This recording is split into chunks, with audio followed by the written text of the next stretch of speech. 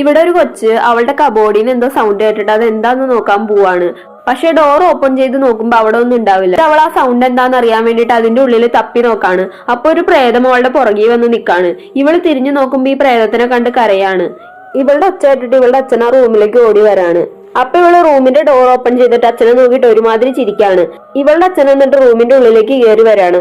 ഉടനെ അവൾ ആ കബോർഡിന്റെ ഡോർ പോയി അടയ്ക്കാണ്. ഇത് കണ്ടിട്ട് ഇവളുടെ അച്ഛൻ പോയി കബോർഡ് തുറന്നു നോക്കാണ്. പക്ഷെ അവിടെ ഒന്നും ഉണ്ടാവില്ല. അത് കഴിഞ്ഞ് ഇയാള് പുറത്തേക്ക് പോവാണ്. പിറ്റേ ദിവസം ഇയാളെ റൂമിലേക്ക് വരുമ്പോ ആ കൊച്ചിന്റെ പാവക്കീറി പറഞ്ഞ് കിടക്കണ കാണാണ്. വയലിനും പൊട്ടിക്കിടക്കണ കാണാണ്.